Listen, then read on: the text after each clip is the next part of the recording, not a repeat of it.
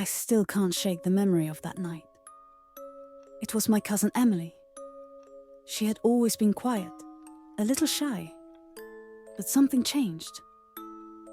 It wasn't gradual, like most people think. One day she was her usual self, and the next, it was like she wasn't even Emily anymore. It started with small stuff. She'd zone out, staring at nothing for hours, muttering under her breath.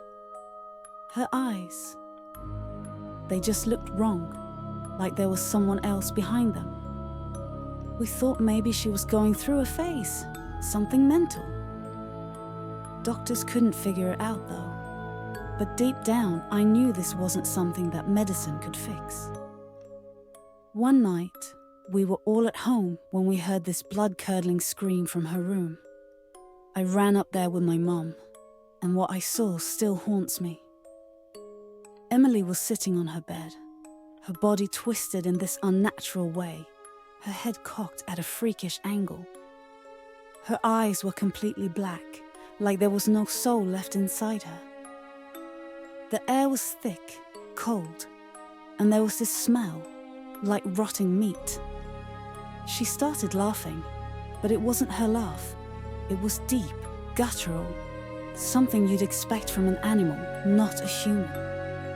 She looked right at me and said in this voice that wasn't hers, "She's mine now, and you can't save her." That's when we called the priest. Father Jacob showed up the next day.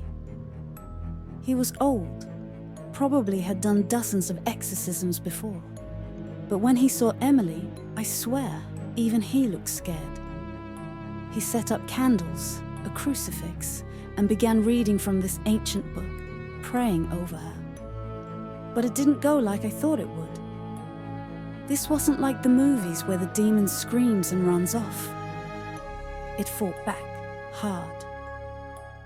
Emily, or whatever was inside her, started thrashing around violently. Her body contorted in ways that made it look like her bones were breaking, but no sound, no pain. Her eyes glowed a fiery red as she spewed this vile language none of us could understand, words that didn't belong in any human mouth. The room grew colder by the second. Breath became visible in the air, and shadows danced on the walls like something was moving just out of sight. Father Jacob didn't back down though. He kept chanting, louder and louder. Then Emily started levitating, just a few feet off the bed, but enough to make everyone back up. Her face twisted into this monstrous grin, her skin pale, her veins blackening beneath. She opened her mouth, wider than should be possible, and this dark mist started pouring out, like she was expelling pure evil. Suddenly, she dropped back onto the bed with a sickening thud. The candles blew out. Silence. For a second, I thought it was over. We all did. But when she opened her eyes, they were still black. Then her body jerked like someone yanked her back to life. Emily screamed a horrible, otherworldly scream that rattled the walls. Blood started dripping from her nose, her eyes, even her ears. Her limbs flailed violently, banging against the walls, as if something inside her was trying to tear its way out. Father Jacob shouted the final prayer. It was deafening, and just like that, everything stopped. Emily collapsed unconscious. The room went still, but the smell, that awful stench of death, lingered. She woke up the next morning with no memory of what happened.